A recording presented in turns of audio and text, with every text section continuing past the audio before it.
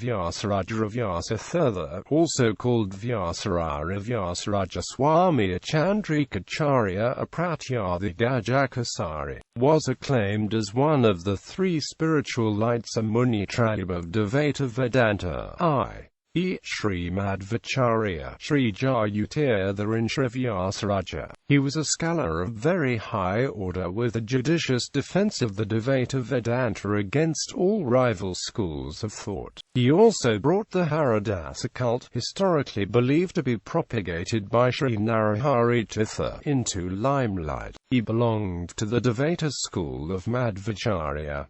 He, along with Jayatirtha, helped systematize Dvaita into an established school of Vedic thought. Vyasaraja's genius lay in his clear understanding and exposition of all his opposing schools of thought, for which even his opponents admired him. He was a master at debate and dialogue in logic and philosophy. Till the publication of the Vyasa Yogacarita of the poet Somanatha, the world had no idea of the part played by Vyasaraja in the history of the Vijayanagara Empire. Life. He was born in Banur in and about 1447 in the Mysore district in what is now the modern Karnataka state. He was one of the foremost dialecticians in the history of Indian philosophy. His father Balanasumati of Kashyapa was the youngest of the 6 sons of Ramacharya. By blessings of Brahmaniya-Tirtha of Chanapatna, Balanasumati had 3 children born to him, a girl and 2 boys. The youngest was Yaturaja, the future Vyasaraja Swami. The traditional thread ceremony or upanayana at age of 7. For 4 years afterwards, he was at his Gurukula, whence he home at 11. There he went through the complete course of studies in Kavya, Nataka, Alamkara and grammar, which must have covered at least a period of 5 years. As per the promise made by Balana, he himself took his son to Chanapatna and presented him to Brahmaniya-Tirtha and returned home. Very much impressed with the superior attainment of his ward, Brahmaniya-Tirtha ordained his ward Yaturaja a monk and gave him the name Vyasaraja. Assuming that he was 16 years old at the time of demise of his guru, we may easily fix the date of birth of Vyasaraja in or about 1460.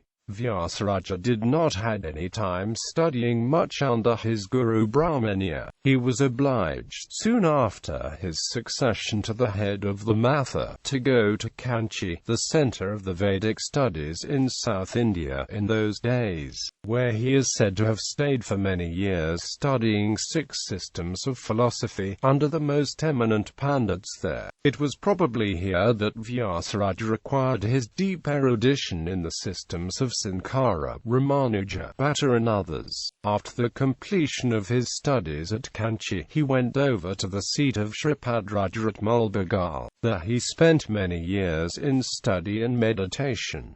Vyasaraja is believed to have studied for several years under Shripadraja. Influence. Vyasaraja was extremely influential in the Vijayanagara Empire. He initially came to limelight in the court of Saluva Narasimha in Chandragiri, where he defeated many scholars with his masterly debates. He headed the Tirupati temple during the time 1486 to 1498. At the pressing and repeated invitations of ministers of Saluva Narasimha, he moved to Vijayanagara and spent the rest of his life there. The accession of Sri Krishnadevaraya in 1509 opened up a new chapter of the glory in the life of Vyasaraja. It was during the time of Krishnadevaraya that Vyasaraja saw the peak of his influence over the empire. The king had the greatest regard and respect for Vyasaraja and regarded him as nothing less than his Kuladevata. This is very beautifully narrated by Somanatha in his biography on Vyasaraja. The evidence of a clear statement to the effect that king regarded Vyasaraja as his guru is still saved as a palm leaf fragment Madras. The 2 foreign travelers Pais and Nunas who travelled along the Vijayanagara Empire give accounts of how the king Krishnadevaraya regarded his guru. Nunas in his catalogue says that King king of Bisnagar listened every day to the preachings of a learned Brahmin who never married nor touched a woman. The description points unmistakably to Vyasaraja.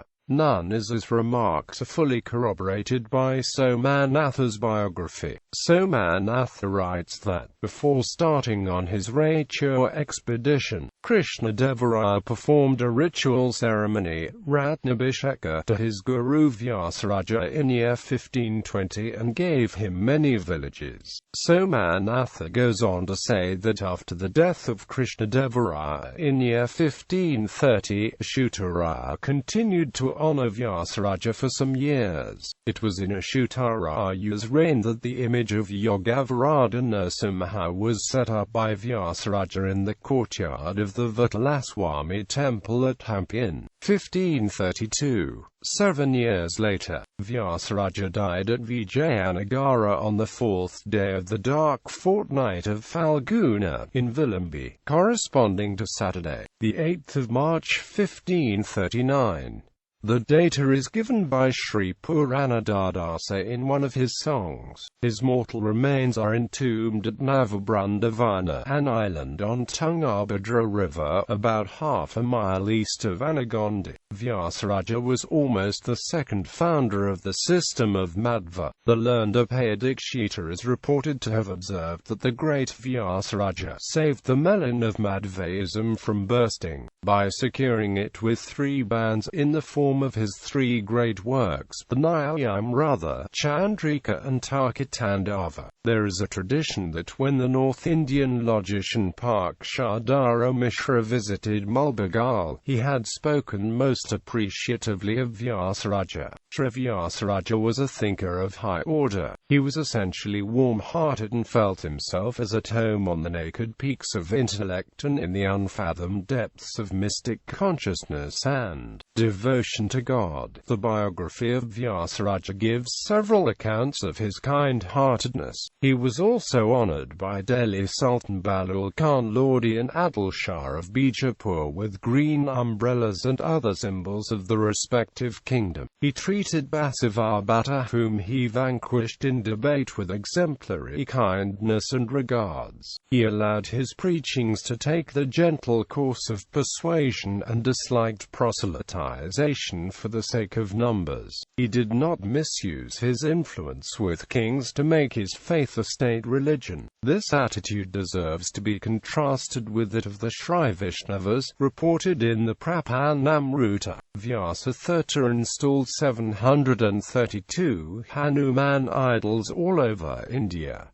Few of them to be named are Jantrodharaka Hanuman of Hampi, Kasipur Netikal Hanuman, Sri Gali Anjaniya Temple, Bengaluru, Sri Prasanna Anjaniya Swami Temple, Jodhitiram Malapura Village, Chikanaikanahalli Taluk, Tumkur District, Kind, Sri Nagakeri Balabhima Temple, Dharwad, Sri Paraya Anjaniya Temple, Budumuladodi Village, Pekanal District, Andhra Pradesh, Veera Pratapa Anjaniya, Belagur Village, Hosdurga Taluk, Chitradurga District, Kind, Sri Jayamangala Anjaniya Coil, Ijugampalayam Village, Matupalam, Coimbatore, Tamil Nadu, Arulmigukadu Hanuman Swami Temple, Hanumandapuram, Darapuram, Tirupur District, Tamil Nadu 638,656, Kakalur Sri Veera Anjaniya Temple, Punganagar, Tiruvallur, Tamil Nadu 602,003, Sri Veera Mangala Anjaniya Temple, Nalator Village, Tiratani Taluk, Tiruvallur District, Tamil Nadu. Contribution.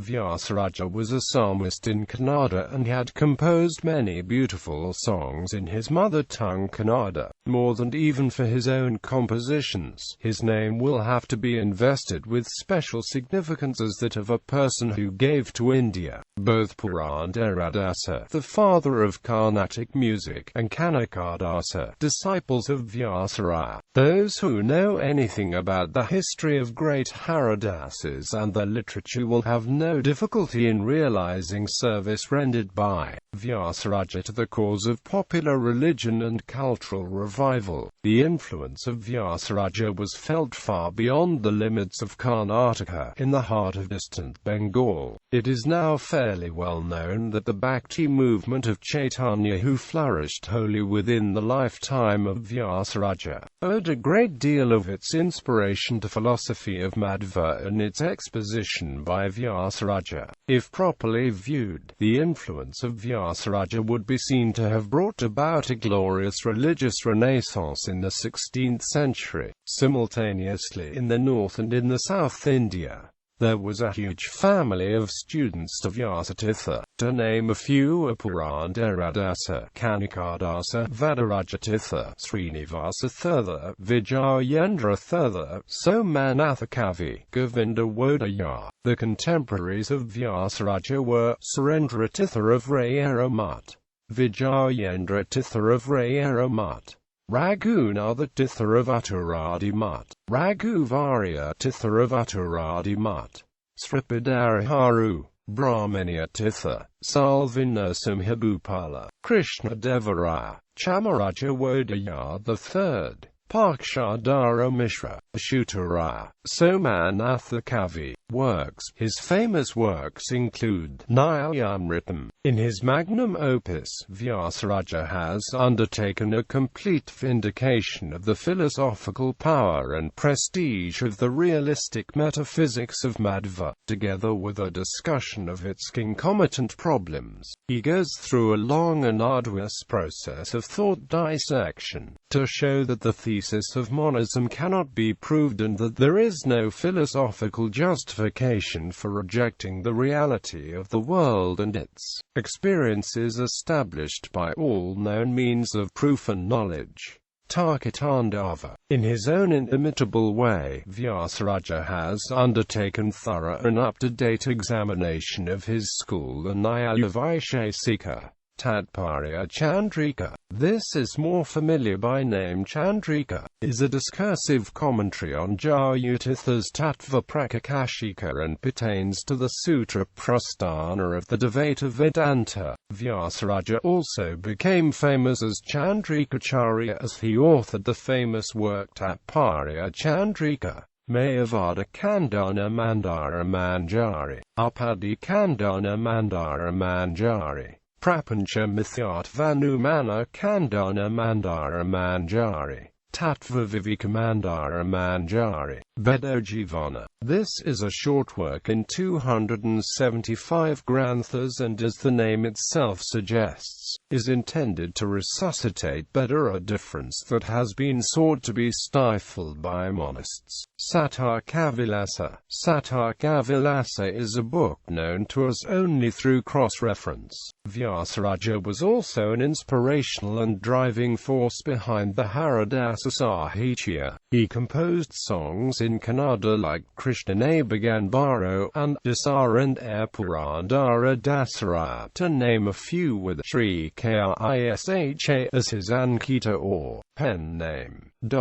The place of Vyasaraja in the Dvaita philosophy and Dvaita system. As Sri B.N.K. Sharma says, Vyasaraja is the prince of the dialecticians of the Dvaita systems. He carried forward the work of his distinguished predecessors, Madhva, Jayatirtha and Vishnudsa, and explored and exhausted all the technical and shastric possibilities of making the doctrines and interpretations of his school impregnable and invulnerable to attacks from any quarter. Dr. Dasagupta pays him the highest tribute the modern historian of Indian philosophy could pay when he says that the logical skill and depth of acute dialectical thinking shown by Vyasaraja stands almost unrivaled in the whole of Indian thought. He also follows the example of great dialecticians like Udayana, Srihasa and Chitska in summing up the discussion of the topic at the end of the sections in pithy Sangraha shlokas.